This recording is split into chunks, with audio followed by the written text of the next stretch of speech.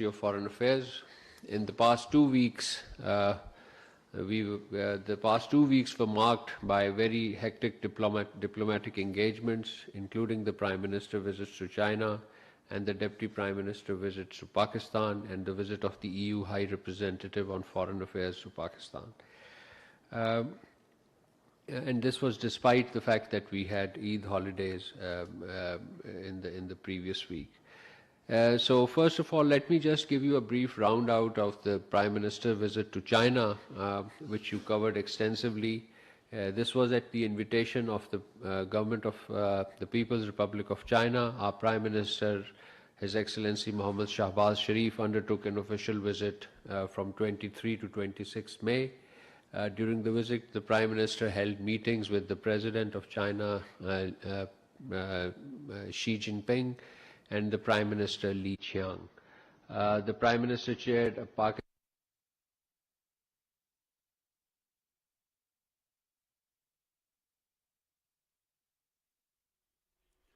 तर्जुमान दफ्तर खारजा Tahir Hussain इंदराबी हफ्तावार news briefing दे रहे थे। तर्जुमान दफ्तर खारजा Tahir Hussain इंदराबी carried it out. Parallel to this, immediately after this visit, the Deputy Prime Minister, Foreign Minister Senator Mohammad Ishaq Dar, accompanied the Prime Minister to China, but on conclusion of the visit, he flew straight from Beijing to New York, and the visit took place between 26th to 28th May 2026. In New York, the Deputy Prime Minister, Foreign Minister participated in the United Nations Security Council open debate on maintenance of international peace and security, upholding the purpose and principles of the UN Charter, and strengthening the UN-centered international of the group of friend challenges. On the sidelines, the Deputy Prime Minister held bilateral meeting with his counterparts as well as the senior UN officials. These included the Secretary General of the United Nations, the Foreign Minister of Azerbaijan, Bahrain, Cambodia, China, Colombia, Costa Rica, Cuba, the Czech Republic, Indonesia, Panama, and the Minister of State for Foreign Affairs of Portugal.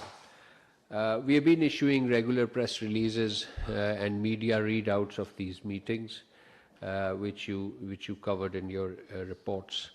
On 29th May, the Deputy Prime Minister, Foreign Minister Senator Mohammad Ishaq Dar, met with the US Secretary of State and National Security Advisor Marco Rubio in Washington, D.C. The two leaders appreciated the positive trajectory of Pak-US bilateral relations over the past year.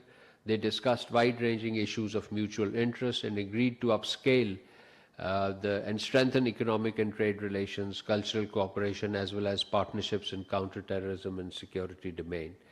While exchanging views on the evolving regional and global situation, the Deputy Prime Minister and Foreign Minister expressed his deep admiration for President Trump's vision and commitment to peace, including his support for the US-Iran ceasefire and dispatch of a high-level delegation led by Vice President J.D. Vance to Islamabad for bilateral peace talks in April.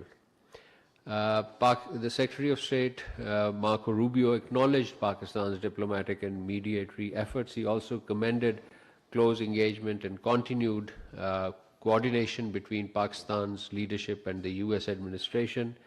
The DPM expressed confidence that Pakistan's continued sincere efforts for peace and stability in the region and beyond, with the support of friendly countries, will yield positive results. Ladies and gentlemen, Pakistan's advocacy for peace and diplomacy to settle the crisis and standoff in the Middle East and the Gulf region continued. After having important discussions in New York and Washington, and on the first working day upon his return to Islamabad, the Deputy Prime Minister, Foreign Minister received a telephone call from the Egyptian Foreign Minister Badr Abdul Ateh, and on the same day he spoke with the Foreign Minister of Iran, Sayyid Abbas Araghchi. The next day he spoke with Kuwait's Foreign Minister, Sheikh Jarrah Jaber Al Ahmad As Sabah, and issues pertaining to evolving regional and international developments, and the standoff in the Middle East and the Gulf was discussed. Ladies and gentlemen, let me also point out that in the similar vein, as part of our efforts for peace and stability, the Prime Minister received a telephone call from the Iranian President, Dr. Masoud Pezeshkian. This was on the 4th of June. And earlier on the 27th May, the Prime Minister held a telephone call with the Crown Prince of Kuwait, Sheikh Khalid Al Sabah. And earlier he had spoken with the Prime Minister of Malaysia, His Excellency Dr. Anwar Ibrahim. So this was part of our efforts for regional peace, security, overall regional development, and there was certainly some bilateral content into these telephone conversations that were held by the Prime Minister. Another important development, ladies and gentlemen, this week was the visit of European Union's High Representative for Foreign Affairs and Security Policy, and the Vice President of the European Commission, Ms. Kaya Kalas, to Pakistan on the 1st of June. During the visit, the DPM Foreign Minister and the European High Representative co-chaired the 8th session of the Pak-EU Strategic Dialogue. The dialogue is the highest level platform for structured discussions between the two sides. During the visit, the EU High Representative also called on the senior leadership, including the President, the Prime Minister, and the Chief of Army Staff and the Chief of Defence Forces. The visit underscored the sustained momentum of high-level political exchange between Pakistan and the EU and reflected a shared commitment to further strengthen Pakistan-EU partnership. A Pakistan-EU joint statement was also issued, which you covered extensively. Finally, ladies and gentlemen, this week you must have seen that the 8 foreign ministers from the group of 8 countries, that is Pakistan, Egypt, Turkey, Indonesia, Mosque, Al-Haram al-Sharif, and other measures by Israeli forces aimed at undermining the sanctity and status of the Islamic and Christian holy sites in the occupied Palestine. The group of foreign ministers further denounced Israel's ongoing measures aimed at altering the historical, legal, and demographic character of occupied East Jerusalem. They reaffirmed their rejection of any attempt to change the status quo while recognizing the special role of the Hashemite custodianship and Jordan's authority over administration of Al-Aqsa Mosque, Al-Haram al-Sharif. The ministers called on Israel to immediately cease all illegal and provocative actions, warning that continued violations risk escalating tensions, instability, and extremism. They also reaffirmed their steadfast support for the Palestinian people, including their right to self-determination and the establishment of an independent sovereign state of Palestine with Jerusalem as its capital, in accordance with international law and the two-state solution. So this, ladies and gentlemen, concludes my opening statement, and I'll open the floor for question answers.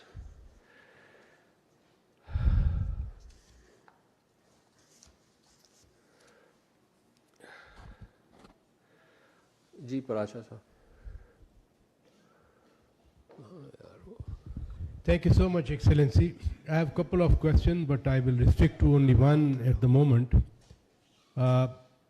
You might have read India offering a bid for transfer of water from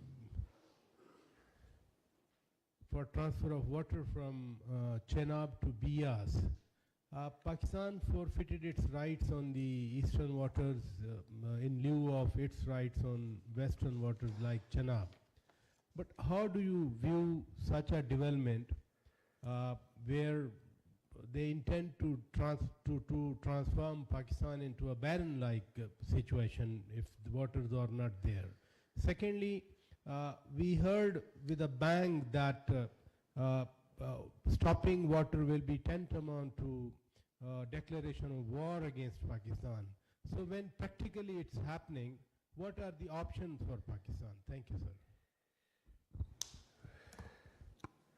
Yes, we have seen this report as well as the public tender document issued by the Government of India, that India has invited bids for Chenab,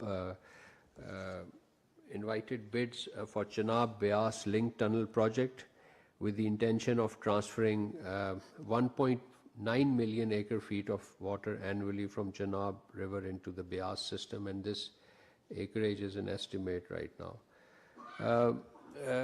Such an interbasin diversion of water of the Chenab into Beas river system constitute a grave violation of not just of the Indus Water Treaty, but also of the laws of treaty, particularly the Vienna Convention on the Laws of Treaty, as well as broader framework of international water law, including the principles reflected in the 1997 UN Convention on Water Courses. The second project, in addition to this, which also I would like to mention here, is the proposed silt flushing of the Salal Dam reservoir in Riasi districts of Indian illegally occupied Jammu and Kashmir. This is a deeply concerning development. It would provide water control capability that is not permissible under either the international Indus Water Treaty or the 1978 Salal Agreement. India has neither officially communicated nor shared any notice of these projects, nor it has sought consultations in this regard. These projects confirm that India seeks to weaponize water. This carries dangerous implications not only for Pakistan's economy, but also for regional stability and international peace and security. Pakistan has exercised restraint and responsibility, and we remain committed to dialogue and peaceful resolution of disputes. However, any illegal action, any illegal measure to endanger Pakistan's water, food and economic security, as well as the survival and well-being of its 250 million people, is unacceptable. Such action amount to further destabilization of South Asia, with potential grave consequences for the people of the entire region. Under the Indus Water Treaty, Pakistan is entitled to receive for unrestricted use the water of the western rivers, and these were in lieu of the eastern rivers, for the rights of the eastern rivers that were given to India. Pakistan retained all options necessary for safeguard right and entitlements under the treaty and to protect its vital national interest. And let me emphasize, we retain all options in this regard. The international community must call upon India to desist from any form of water coercion, abandon projects that seeks to stop or reduce or divert water flow legally belonging to Pakistan, and restore full and faithful implementation of the Indus Water Treaty.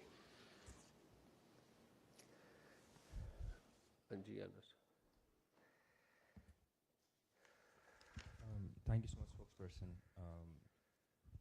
The Swiss ambassador to India, she recently visited the occupied territory of Indian occupied territory of Jammu and Kashmir, and she said that the quote, "We also explored opportunities for future collaboration in vocational training, hospitality, food processing, and tourism."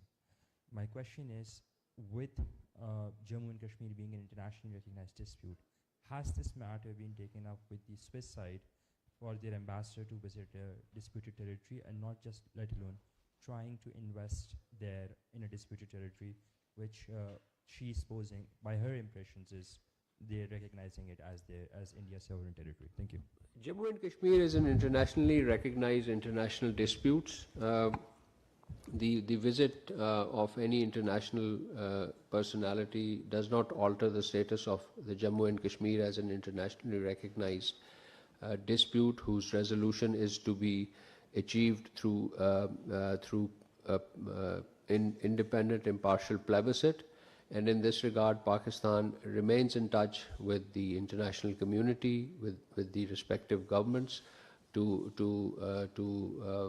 discuss this issue, to brief them on the situation of grave human rights violations that are taking place in the Indian illegally occupied Jammu and Kashmir, and particularly its larger security dimensions with respect to peace and stability of our region and beyond. And in the same vein, we remain engaged with the Swiss governments in this regard. At the end,